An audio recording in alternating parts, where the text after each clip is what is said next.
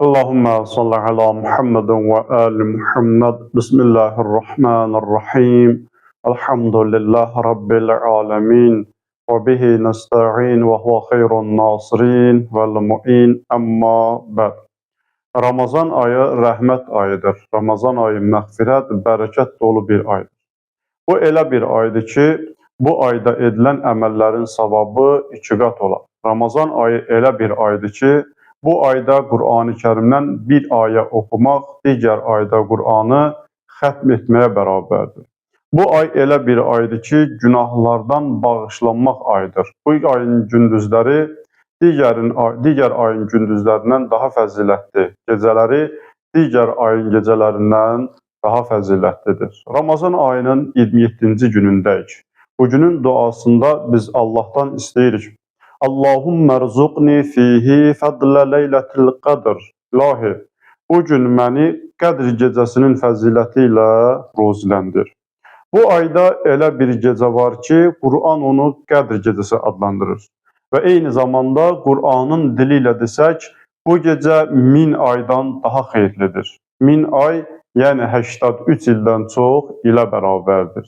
Allah bu gecənin vasitəsilə bu gecəni bizə fürsət verib ki, bir insan bir ömür əldə etdiyi savabı, əldə etdiyi dəyəri, qiyməti insan bir gecədə əldə etsin. Qur'an bu gecəni Qədr gecəsi adlandırır, mübarək gecə adlandırır.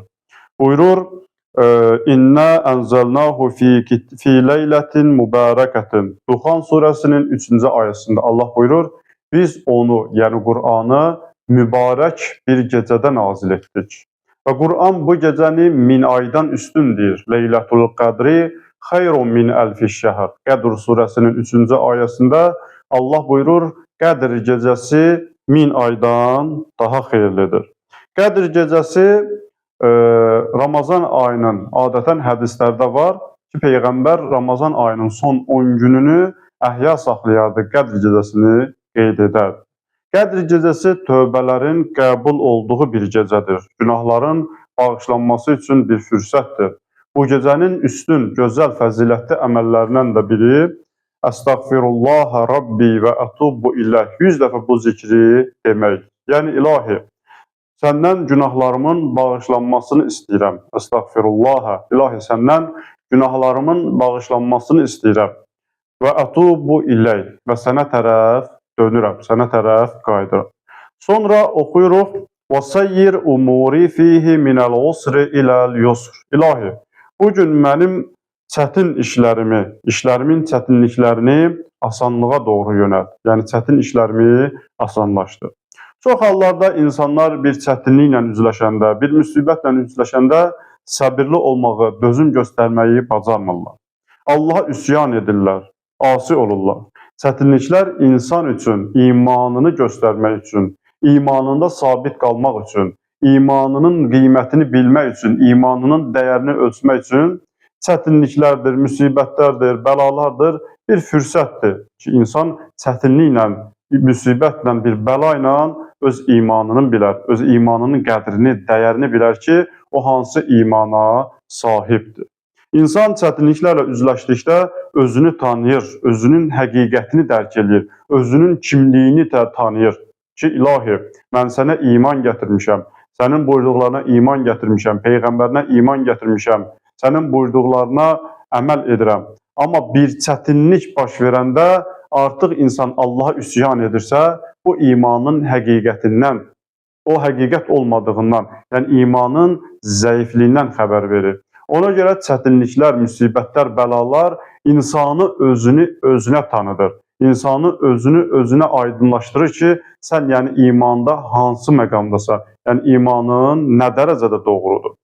Bəqərə surəsi 155-156-cı ayələrində Allah buyurur ki, Peyğəmbərə وَلَنَبْلُوَنَّكُمْ بِشَيْءٍ مِنَ الْخَوْفِ وَالْجُوعِ وَنَقْصٍ مِنَ الْأَمْوَالِ وَالْأَنْفُسِ وَالثَّمَرَاتِ. Biz sizi imtihan edərik. Nə ilə? Qorxu ilə, aclıqla, malın azlığı ilə, ömrün, nəfslərin azlığı ilə, var dövlətin azlığı ilə biz sizi imtihan edərik.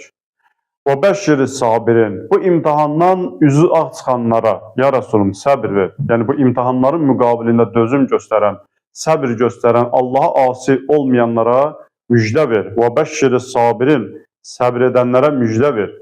O səbr edənlər ki, əllezine izə asabethum musibetun, o səbr edənlər ki, bir müsibətlə, bir bəla ilə, bir çətinliklə üzləşdikdə nə deyərlər? İlk sözləri bu olar ki, qalu, bu şəxslər deyər, İnnə lillahi və innə ileyhi raciun. Biz Allahdanıq və Allaha tərəfdə qayıdacaq. Yəni, insan bir çətinliklə, bəla ilə, müsibətlə üzləşdikdə, bu müsibətin onun üçün sonra bir asanlığa çevriləcəyini gərək dərk eləsin.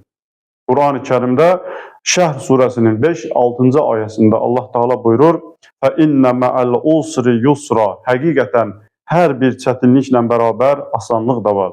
Sonra yenə təkidlə buyurur ki, İnnə mə'əl usri yusra. Həqiqətən də hər bir çətinliklə bərabər asanlıq da var. Ona görə biz bugün Allahdan istəyirik ki, وَسَيِّرْ umuri fihi minəl usri iləl yusr. İlahi, o gün mənim çətin işlərimin çətinliklərini asanlığa doğru yönəlt.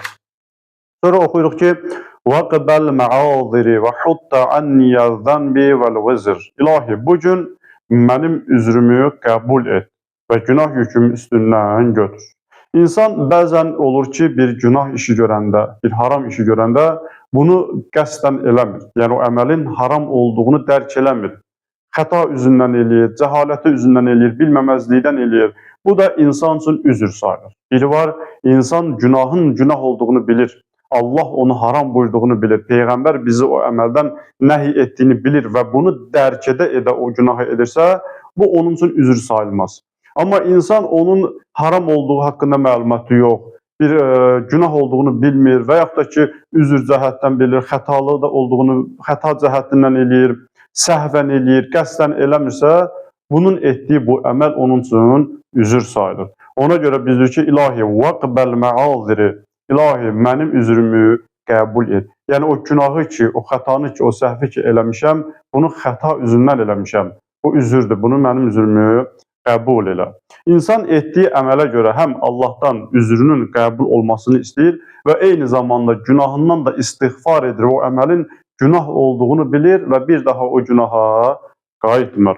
Yə rəufə bi'ibadihis salihin. Ey salih bəndələrinə qarşı rəuf olan Allah. Allah həqiqətən də rəhmandır, rəhimdir, rəufdur, bəndələrinə qarşı mehribandır, bəndələrinə qarşı mərhəmətlidir.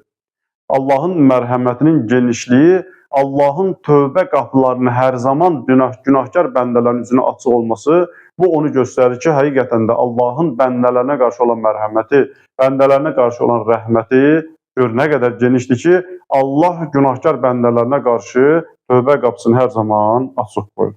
Allah bu ayın fəzilətinə xatir günahlarımızı bağışlasın və bizim özümüzün, valideynlərimizin, boynumuza haqqı olan müəllim ustadlarımızın günahlarını bağışlasın. Allah bu ayda tutduğumuz orucları qəbul eləsin, etdiyimiz əməlləri qəbul eləsin, etdiyimiz duaları qəbul eləsin. Assalamu aleykum və rəhmətullahi və bərəkətuh.